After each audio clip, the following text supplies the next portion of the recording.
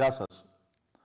Ονομάζομαι Μιχάλης Καλαϊτζόγλου, για όσους δεν με γνωρίζετε, και είμαι ο ποιμένας της International Revival in New York, στη Νέα Υόρκη, εδώ και 2 χρόνια. Για να μάθετε λίγα πράγματα για μένα, θα ήθελα να σας πω ότι ξεκίνησα να έρθω στην Ελλάδα καθώς ήμουνα εδώ στη Νέα Υόρκη πριν 10 χρόνια περίπου, και όταν έμαθα ότι θα γίνει μια αναζωπήρωση στην Ελλάδα με τον άνθρωπο του Θεού Χάρη, άφησα όλα τα πράγματά μου πίσω εδώ, όλες τις υποχρεώσεις μου, και ξεκίνησα να έρθω στην Ελλάδα. Αυτό έγινε πριν 8 χρόνια σχεδόν. Όταν λοιπόν εγώ έφυγα από αυτή την χώρα, από την Αμερική δηλαδή που σας μιλάω τώρα, και πήγα στην Ελλάδα, ήταν επειδή έψαχνα τη δύναμη του Θεού. Έψαχνα να δω δηλαδή πώς λειτουργεί ο Θεός στις σημερινές μας ημέρες. Γιατί επειδή ξέρω ότι ο Ιησούς Χριστός παραμένει ο ίδιος εχθές, σήμερα και στους αιώνες, ενώ προσπαθούσα να βρω αυτή τη δύναμη του Ιησού Χριστού και το φως αυτό που λέγανε ότι ο Ιησούς Χριστός κάνει θαύματα, ο Ιησούς Χριστός θεραπεύει, παρ' όλα αυτά δεν μπορούσα να δω πουθενά πώς γίνεται αυτό στις σημερινές μας ημέρες. Καθώς λοιπόν παρακολουθούσα κιόλας το κανάλι του προφήτη TB Joshua, που είναι στην Ιγυρία, έμαθα ότι ο άνθρωπος του Θεού Χάρης θα πάει στην Ελλάδα. Όταν λοιπόν πήγε ο άνθρωπος του Θεού Χάρης στην Ελλάδα και το έμαθα μετά από 6 μήνες. Δεν το έμαθα κατευθείαν. Επικοινώνησα με έναν αδερφό, τελείως τυχαία, αν μπορώ να πω τελείως τυχαία, ήταν σίγουρα το χέρι του Θεού που επικοινώνησα μαζί του, και μου είπε ότι ο άνθρωπος του Θεού Χάρης είναι στην Ελλάδα και έχει ανοίξει εκκλησία εκεί πέρα. Και δόξα τω Θεώ, προσπάθησα να έρθω σε επικοινωνία μαζί του και επικοινώνησα τελικά μαζί του. Και ήθελα να πάω να τον συναντήσω, να τον γνωρίσω, επειδή έβλεπα στην τηλεόραση όλα αυτά τα θαύματα που γινόντουσαν, ότι όταν λέγανε στο όνομα του Ιησού Χριστού πράγματα γινόντουσαν, ότι η δύναμη του Θεού κυριαρχούσε μέσα σε μια εκκλησία και όχι οι ίδιοι άρρωστοι να πηγαίνουν συνέχεια κάθε Κυριακή να ζητάνε για θεραπεία και να μην γίνεται τίποτα. Όχι οι ίδιοι φτωχοί κάθε Κυριακή να πηγαίνουν στην εκκλησία και να μην γίνεται τίποτα. Όχι οι ίδιοι άνθρωποι που βασανιζόντουσαν από ακάθαρτα πνεύματα να πηγαίνουν κάθε Κυριακή στην εκκλησία και πάλι να παραμένουν οι ίδιοι. Εκεί καταλάβαινα λοιπόν ότι η δύναμη του Θεού ναι μεν υπάρχει, αλλά όχι σε συγκεκριμένες εκκλησίες που την έψαχνα εγώ. Γιατί έχω γυρίσει όλες τις εκκλησίες όλων των θρησκευμάτων και των θρησκειών. Καθώς λοιπόν ήρθα σε επικοινωνία μαζί του και με δέχτηκε ο άνθρωπος του Θεού, πήγα εκεί πέρα και τον γνώρισα από κοντά. Εγώ προσωπικά. Εμένα που με βλέπετε, έχω δουλέψει όλες τις δουλειές του κόσμου, τις έχω κάνει όλες, ό,τι μπορείτε να φανταστείτε, τα έχω δουλέψει όλα. Γιατί ήμουν άνθρωπος μεροκαματιάρης, είτε πουλούσα αυτοκίνητα, είτε ήμουνα σερβιτόρος, είτε υδραυλικός έχω δουλέψει, είτε σε οικοδομή έχω δουλέψει. Έχω δουλέψει παντού, ό,τι μπορείτε να φανταστείτε. Σε εμπόριο, να πουλάω ρούχα, στο ίντερνετ, παντού, τα έχω κάνει όλα. Είχα μεγάλη εμπειρία. Και επειδή είχα και μεγάλη εμπειρία, επειδή γεννήθηκα μέσα στην εκκλησία της Πεντηκοστής. Ο ποιμένας μου ήταν ο Λούις. Ήταν και ο αδερφός ο Κονδύλης και ο αδερφός ο Λούις. Ήταν ποιμένες μου αυτοί. Και ο αδερφός ο Νικολακόπουλος ήταν ποιμένες μου. Τους επισκεπτόμουν συχνά. Πηγαίναμε 3 φορές την εβδομάδα εκκλησία. Δευτέρα, Τετάρτη, Σαββάτο, Κυριακή. Τους είχα επισκεφτεί όλους τέλος πάντων και φυσικά έμαθα τα βασικά πράγματα για τον Θεό εκεί. Δεν λέω ότι δεν έμαθα τίποτα, αν είναι δυνατόν. Αλλά έψαχνα κάτι παραπάνω από αυτό που ζούσα εκεί. Όταν λοιπόν συνέβη εκεί, θα μας πάρει όλη μέρα. Αλλά ένιωσα την ανάγκη να σας στείλω αυτό το μήνυμα από εδώ, από τη Νέα Υόρκη, σε εσάς, στην Ελλάδα, σε οποιονδήποτε ονομάζεται Έλληνας. Όχι μόνο στους Πεντηκοστιανούς, όχι μόνο στους Ευαγγελικούς, όχι μόνο στους Ορθόδοξους, όχι μόνο εσείς ονομάστε το τι είστε, όχι μόνο στους άθεους, αλλά σε όλους τους Έλληνες. Κατάλαβα κατευθείαν από τον ζήλο μου που είχα από τον Θεό, ότι ο Θεός έστειλε έναν προφήτη στην Ελλάδα. Αυτός ο προφήτης ήταν ο προφήτης Χάρης, ο οποίος ο Θεός τον έστειλε στη Θεσσαλονίκη για να γίνει αναζωπήρωση στην Ελλάδα. Όταν λοιπόν εγώ ήμουν εκεί και τα καταλάβαινα όλα αυτά που συνέβαιναν μπροστά στα έκπληκτα μάτια μου, βλέποντας τον άνθρωπο του Θεού να θεραπεύει, να ελευθερώνει, να ευλογεί τον κόσμο και να σώνει τον χαμένο, έβλεπα ανθρώπους από όλο τον κόσμο να έρχονται στην εκκλησία του, να παίρνουν τηλέφωνο. Εγώ ίδιος κατούσα τα τηλέφωνα, τα οποία οι άνθρωποι έπαιρναν τηλέφωνο, στα οποία οι άνθρωποι ερχόντουσαν σε επικοινωνία για να κλείσουν εισιτήριο, για να έρθουν στην Ελλάδα. Από όλες τις χώρες του κόσμου. Δεν χρειάζεται να σας ονομάσω τις χώρες. Όταν σας λέω από όλες τις χώρες του κόσμου, από όλες τις χώρες του κόσμου.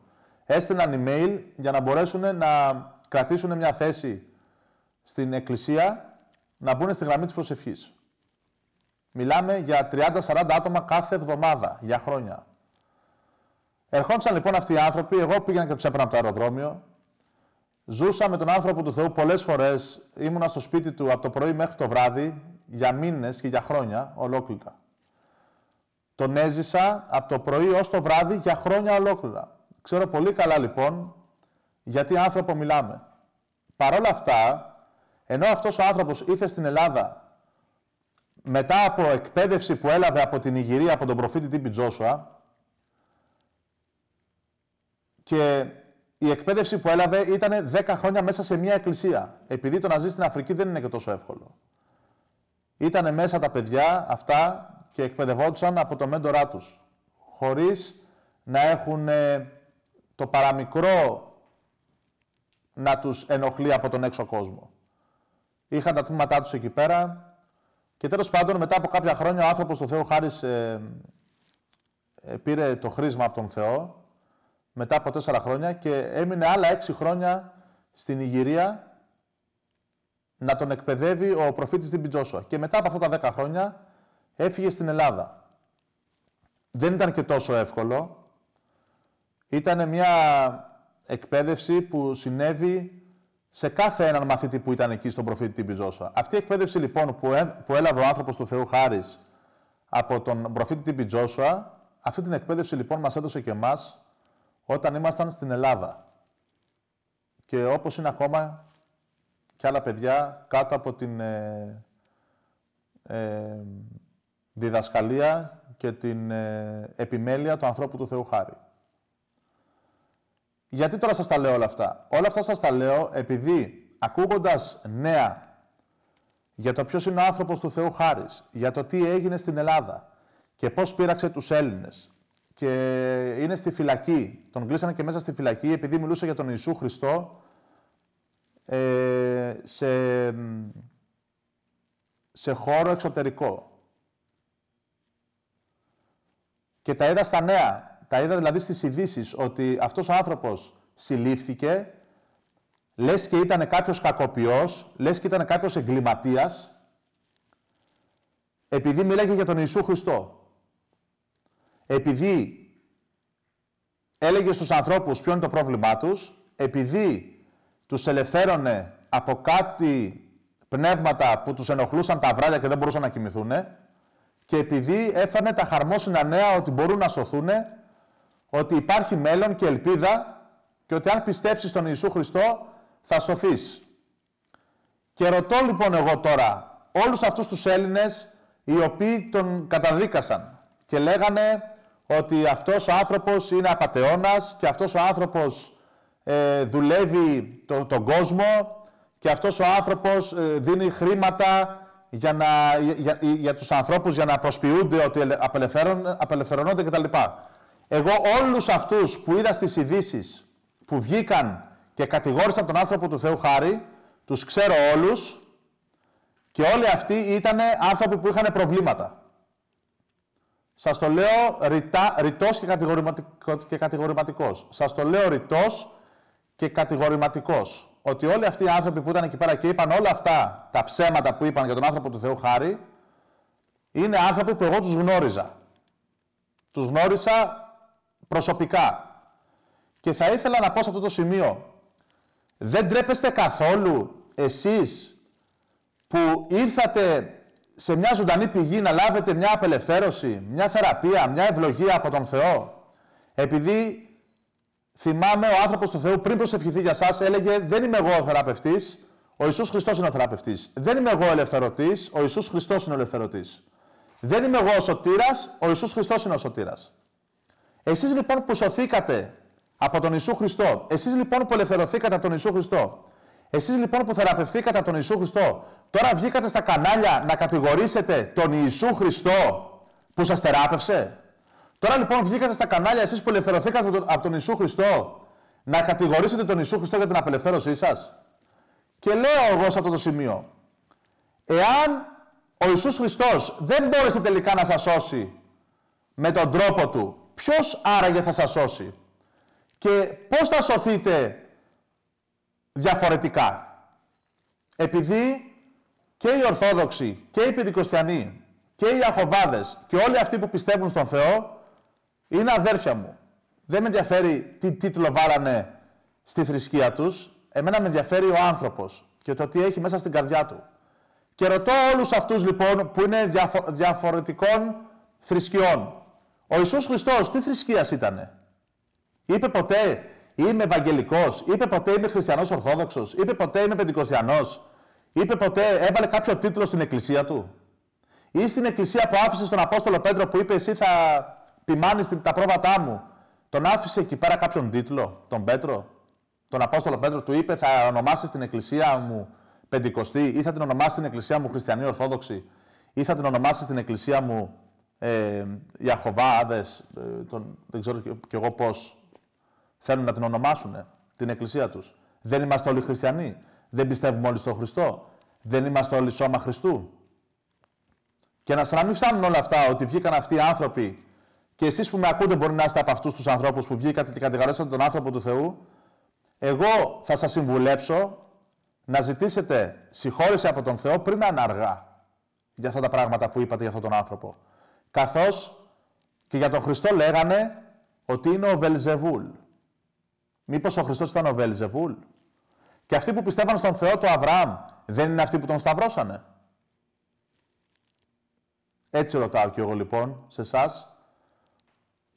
Και με λύπη στην καρδιά μου σας λέω ότι πολλές φορές ο Θεός θέλησε να συνάξει τα πρόβατά του από την Ελλάδα, αλλά εσείς δεν τον θελήσατε.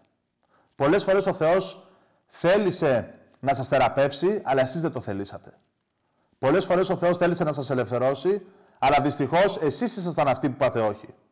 Πολλές φορές ο Θεός θέλησε να σας σώσει με τους δούλους του, τους προφήτες, αλλά εσείς είστε αυτοί που τους κλείσανε στη φυλακή, που τους σταυρώσανε και που τους σκοτώσανε. Και πολύ λυπάμαι για λογαριασμό σας, πολύ λυπάμαι για την Ελλάδα που βρίσκεται σε αυτό το σημείο. Να στέλνει ο Θεός έναν δούλο του και εσείς να βγαίνετε έξω και να λέτε ένα σωρό ψέματα. Χώρια τα ψέματα που είπε η Ορθοδοξία, ότι ο άνθρωπος του Θεού Χάρις πήγε πρώτα στην Ορθοδοξία να ζητήσει να γίνει παπάς κτλ. Αυτά είναι όλα ψέματα, ο άνθρωπος του Θεού Χάρις ποτέ δεν το έκανε αυτό. Και δεν ξέρω γιατί τα λέτε. Δεν ξέρω τι έχετε να χάσετε. Φοβάστε μην χάσετε τους ανθρώπους σας που σας πληρώνουνε? Τι φοβάστε μην χάσετε? Τα χρήματά σας για να ζήσετε? Λυπάμαι για σας, γι' αυτό η Ελλάδα δεν θα πάει ποτέ μπροστά. Προσεύχομαι βέβαια το αντίθετο. Προσεύχομαι μια μέρα όταν ο Θεός στείλει πάλι μετά από κάποια χρόνια κάποιον προφήτη σύμφωνα με τη χάρη του και το έλεος του, ώστε να σας σώσει από αυτή την αμαρτία που σας περιβάλλει και σας περιπλέκει πολύ εύκολα, να τον δεχτείτε. Προσεύχομαι αυτό. Όσον αφορά για σας, για τα νέα που είπατε στα κανάλια, όλους αυτούς που παρουσιάζουν εκπομπές, και δεν χρειάζεται να πω ονόματα, εσείς ξέρετε ποιοι είστε, λυπάμαι και για σας, γιατί μπορεί τώρα να φαίνεστε έξυπνοι και να φαίνεστε ότι κάνατε κάτι σωστό, αλλά θέλω να σας πω ότι μπορείτε να κρυφτείτε από τους ανθρώπους, αλλά τον Θεό δεν μπορείτε να κρυφτείτε. Και ο Θεός τα βλέπει όλα. Αλλά δεν είναι αργά ούτε για σας. Αυτό που σας λέω τώρα δεν είναι καμία απειλή. Απλά είναι μια προτροπή να ζητήσετε συγγνώμη από τον Θεό και ο Θεός ίσως σας συγχωρέσει και ίσως σας καλέσει στο παλάτι του σε αιώνια δόξα. Επειδή οι άνθρωποι δεν είναι αυτό που φαίνονται, αλλά είναι αυτό που κρύβει η καρδιά τους. Και από το περίσσευμα της καρδιάς μιλάει το στόμα. Αυτά λοιπόν που είπατε για τον άνθρωπο του Θεού, εγώ σας προτρέπω να τα πάρετε όλα πίσω. Αυτή είναι η προτροπή μου. Μπροστά στον Θεό, όχι στους ανθρώπους. Άμα το κάνετε στους ανθρώπους μπροστά, θα πάτε ένα βήμα παραπάνω. Επειδή όποιος ομολογήσει τον Ιησού Χριστό μπροστά στους ανθρώπους, ο Ιησούς Χριστός θα τον ομολογήσει μπροστά στον Άγιο Πατέρα του και στους Άγιους Αγγέλους του. Απλά, εάν θέλετε, εκεί που είστε, όλοι εσείς που είπατε αρνητικά πράγματα για τον άνθρωπο του Θεού Χάρη ή για τον προφήτη Τ.Μπ. Τζόσουα, είναι καλό να τα πάρετε όλα πίσω. Αυτή είναι η προτροπή μου, καθώς έμαθα επίσης ότι ο άνθρωπος του Θεού Χάρης δεν θα μείνει πλέον στην Ελλάδα, αλλά θα στραφεί στα έθνη. Καθώς εμένα του ιδίου ο Θεός μου αποκάλυψε ότι ο άνθρωπος του Θεού Χάρης είναι κάτι σαν τον Απόστολο Παύλο. Εμένα τον ίδιο ο Θεός μου το αποκάλυψε και δεν χρειάζομαι κανένα αίμα και καμία σάρκα να μου αποκαλύψει όλα αυτά τα πράγματα που σας λέω τώρα. Μου αποκαλύφθηκαν από μόνος μου. Μόνος μου λειτουργώ και δεν παίρνω τη γνώμη κανενός. Και αυτό το βίντεο που βλέπετε είναι κάτι που κάνω εγώ από μόνος μου. Κανένας δεν με βάλει να το κάνω αυτό το βίντεο. Γι' αυτό σας συστήθηκα και σας είπα είμαι ο Μιχάλης ο Καλατζόγλου και είμαι ο ποιμένας της Εκκλησίας International Revival στη Νέα Υόρκη. Καθώς λοιπόν φτάνω στο τέλος με αυτό το μήνυμα, ήθελα να σας πω ότι ο άνθρωπος του Θεού Χάρης στρέφεται στα έθνη. Όχι ότι η χάρη του Θεού στέρεψε, αλλά εάν είναι να απαγορεύσουν τον άνθρωπο του Θεού να κηρύττει τον Χριστό στην Ελλάδα, λες και εσείς κηρύττετε κάτι άλλο, εσείς τι κηρύττετε στην Ελλάδα? Δεν κηρύττετε το Πνεύμα του Θεού, τον Υιό του, τον Ιησού Χριστό και τον Πατέρα Θεό? Γνωστό σε όλους μας την Αγία Τριάδα. Πατέρα Θεό, τον Ιησού Χριστό, τον Υιό και το Άγιο Πνεύμα. Αυτό δεν κηρύττεται? Αυτό δεν συμβουλεύεται στους ανθρώπους να πιστεύουνε, για να σωθούνε? Αλλά πώς θα σωθούν οι άνθρωποι άμα δεν δούνε το χέρι του Θεού ότι είναι ακόμα απλωμένο? Αυτή η γενεά για να πιστέψει πρέπει να δει ότι ο Ιησούς Χριστός είναι ο ίδιος εχθές, σήμερα και στους αιώνες, όχι μόνο στα λόγια. Γι' αυτό σας λέω ότι μετά από 6 χρόνια που έζησα στην Ελλάδα και είδα τι πραγματικά είναι αυτός ο άνθρωπος, το μόνο πράγμα που αυτός ο άνθρωπος μου πρόσφερε είναι αγάπη, είναι χαρά, είναι ειρήνη, είναι μακροθυμία, είναι πίστη, είναι πραότητα, είναι εγκράτεια, είναι καλοσύνη και αγαθοσύνη. Τα μόνα πράγματα από αυτά που μου πρόσφερε αυτός ο άνθρωπος είναι αυτά τα 9 πράγματα. Οι 9 καρποί του Αγίου Πνεύματος. Τίποτα άλλο.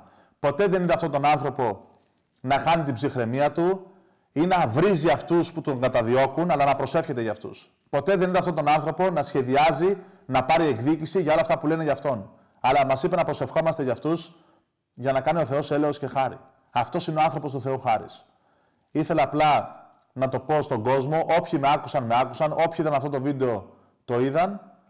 Σας μιλάω ξεκάθαρα και αυτή την ώρα προσεύχομαι στο όνομα του Ιησού Χριστού όλοι σας να πάρετε ένα πνεύμα μετάνοιας και να μετανοήσετε για όλα αυτά τα αρνητικά πράγματα που είπατε για τον άνθρωπο του Θεού Χάρη. Είτε ήρθατε στην Εκκλησία στο παρελθόν, είτε δεν ήρθατε. Είτε είδατε τα νέα από τα κανάλια της ελληνικής τηλεόρασης, είτε όχι. Είτε ακούσατε τα ψεύτικα νέα για τον προφήτη Τ.Μπ. Τζόσουα, είτε όχι. Εάν εσείς γνωρίζετε τον άνθρωπο του Θεού Χάρη, θέλω να σας πω ότι εγώ τον γνωρίζω περισσότερο από εσάς. Εάν εσείς γνωρίζετε τον προφήτη Τ.Μπ. Τζόσουα, θέλω να σας πω ότι και εγώ τον γνώρισα. Και αν εσείς γνωρίζετε τον Χριστό και είστε του Χριστού, θέλω να σας πω ότι και εγώ γνώρισα τον Χριστό και είμαι του Χριστού. Ο Θεός να σας ευλογεί και να σας στηρίζει σε κάθε δοκιμασία, τώρα και για πάντα, στο όνομα του Ιησού Χριστού. Αμήν.